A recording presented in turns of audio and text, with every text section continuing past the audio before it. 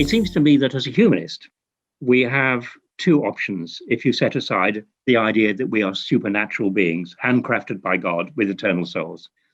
One is to embrace naturalism, to say, well, okay, if we're not supernatural, we must be just part of nature. That is to say, we're material objects, essentially, including our material brains, that are wired into the material world.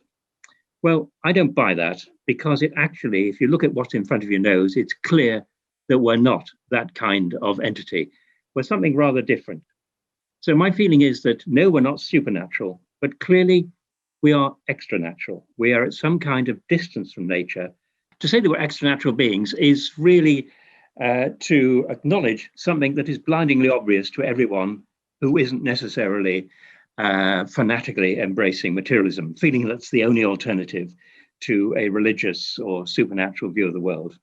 So we're extranatural in the sense that we can observe nature, we can describe it, we can even form theories about it.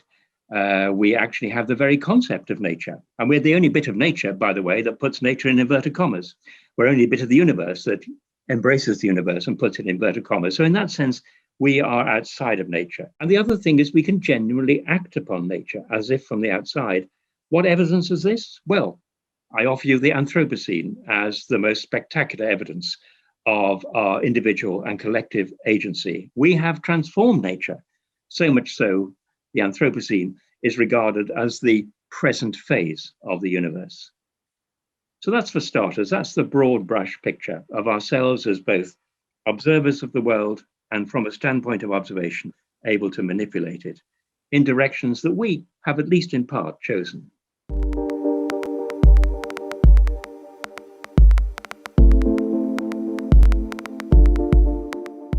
I think we've got to step back a bit because I know what's implicit in that Kate statement, the notion that we are somehow superior to everything else in nature and that this arrogance will end in tears. Hubris leads to nemesis and so on and so forth. Actually, my position isn't that. I believe that, yes, we're not part of nature, but I don't think we're sort of superior to it. For example, I don't think we're superior to chimps. I think we are just incommensurable with chimps, with trees, with ants and so on and so forth. We are something quite different. And yes, there is the worry that it all seems to be ending in tears, that our collective and shared agency is leading to consequences that all of us are increasingly aware of, climate change, etc., etc. But the very fact that we're aware of it means that we are at least able to take steps to head it off. Whether we do or don't is a matter of political commitment and all those other things. But I don't know any other species that's destroyed its own habitat and then set about repairing it, or better still, anticipated the destruction of its own habitat and set about preempting that. So yes, there are dangers in our collective agency, our collective power, but again, our awareness of those dangers is a measure of our uniqueness. Again, I'm not saying our uniqueness makes us superior. I think we're just incommensurate with other things. And it's probably worth exploring a little bit more of how did we get to be so different. To be honest, I have published a trilogy on precisely that 10 or 15 years ago, which looked at how we got to be so different. Because I am a Darwinian, I'm not a creationist. And so if one's going to produce an explanation of how we escaped biology to the extent that we do, now, we don't escape it completely, of course. As a medic, I'd be the last person to believe that. But how did we get ourselves so distant from biology? And for that, we must have some kind of biological explanation. And there's all sorts of just so stories that you can write.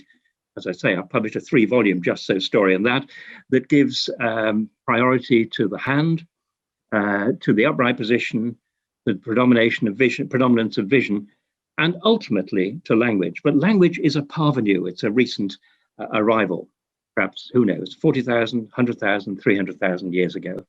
But actually, we were already very different, probably 1 million or more years ago.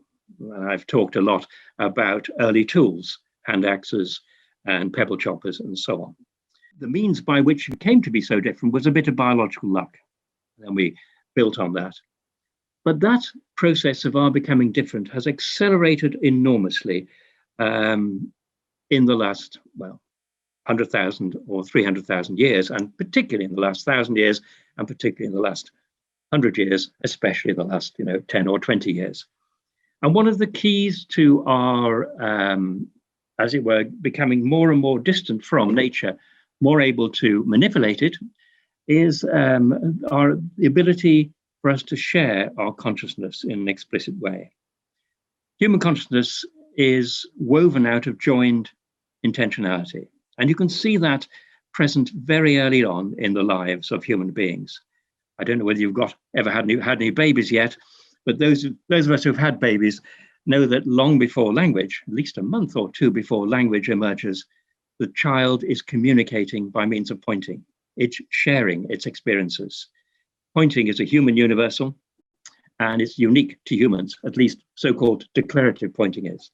And that ability to share our experiences, to acknowledge a common or shared world, to create a public sphere is central to the process by which we gradually become more and more distant from nature.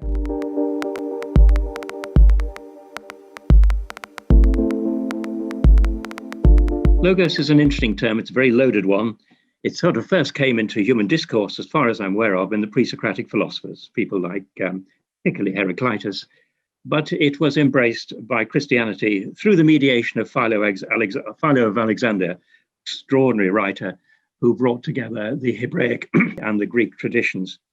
But Logos is, I use it in my book of that title, as our capacity to make sense of the world as a whole. Instead of making sense of a bit of this and a bit of that, like, for example, a dog sniffing out a source of a scent or whatever, we try and make sense of a world as a whole. And the journey that leads to world pictures from sensory experience is an extraordinary journey. It involves universals, it involves exploratory techniques in the search of principles, it involves looking for laws that go beyond merely patterns, and so on and so forth. So Logos, in a sense, is our sense of the intelligibility, coherence of the world. That things that are superficially different perhaps dance to a single tune.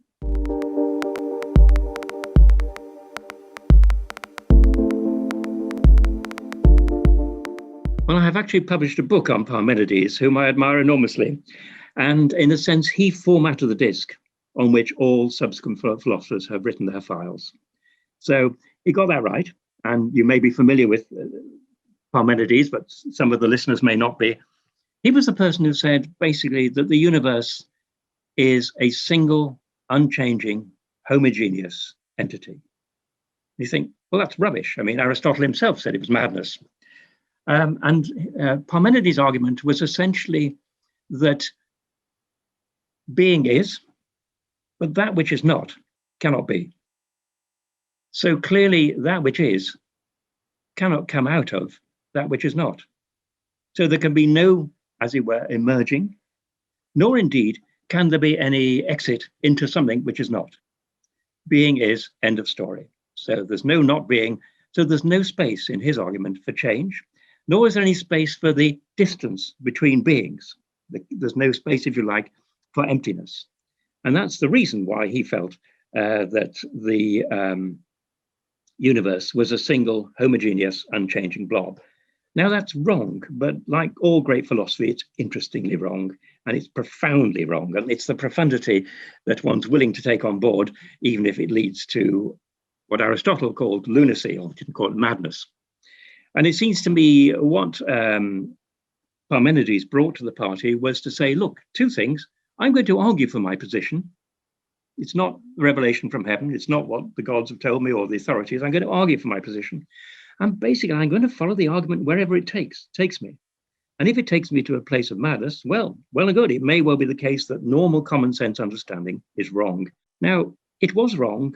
It was interesting wrong, but actually it's something that has proved, if you like, inspired the collective inquiry ever since. And although empiricists would scorn at what Parmenides said, if you look at, say, the general theory of relativity, the notion of the spatio-temporal continuum, ultimately, there is essentially no change in the spatio-temporal continuum, except that which is imported into it by observers. And that's roughly what Parmenides was saying. He was saying it's the illusion that comes from observation that makes us think there are changes. But he says, ignore your senses, look to the truth. So in many ways, Parmenides anticipated the general theory of relativity. So there's something to be said for Parmenides, the greatest of the pre-Socratic philosophers. Whitehead very famously said, we can look upon the history of Western philosophy as footnotes to Plato. Actually, we can look at Plato as a footnote to Parmenides. And I've stolen that idea from Elizabeth Anscombe. But essentially, I think we're all of us, as it were, either responding to or disagreeing with Parmenides. And he is the man, basically, who collectively transformed intellectual consciousness. His extraordinary thoughts were an amazing self-encounter of humanity.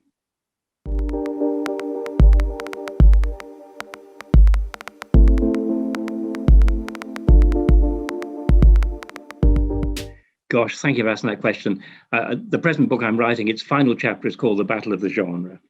And it just seems to me that from poetry, one can get certain things, the ability, as it were, to pick something out and to look at it and through this individual thing, try and reach something deeper.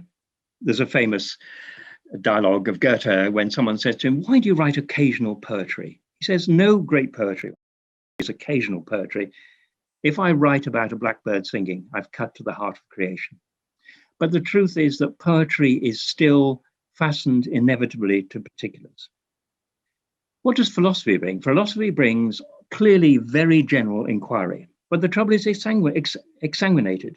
When you're talking about being and knowing and so on, you've lost all the wonderful variety of things, the drunken variousness of things, as Louis MacNeice would say. So great, fantastic scope, philosophy, thank you, but you've exsanguinated everything as a result of trying to see everything at once. So then there's fiction.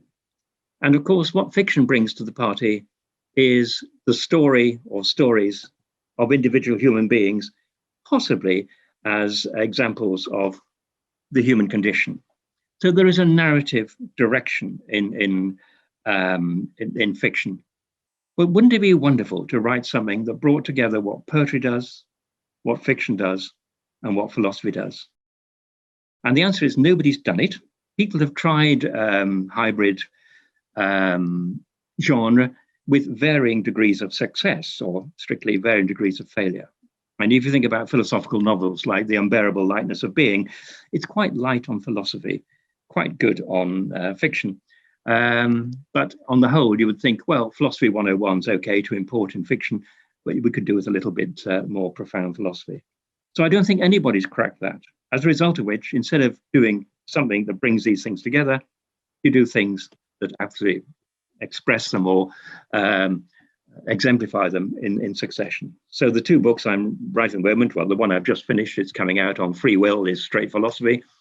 The one I'm writing at the moment, called Prague 22, a book of tenuous connections, is a series of essays with poetic asides. It's got a bit of philosophy in, because the underlying theme is that when you visit a city, which is the city of the title, you are an embodied subject who's removing your body around the streets and so on and so forth. But I've got a feeling that the philosophy doesn't dissolve successfully into the narrative. I mean, I've written Up in the Loft, where they're turning to Peter, and many manuscripts of books that tried to combine philosophy and fiction in particular. But it's a bit like trying to get the lumps to dissolve in the custard. They still remain obstinately, basically separate. Subscribe today to the Institute of Art and Ideas at IAI TV.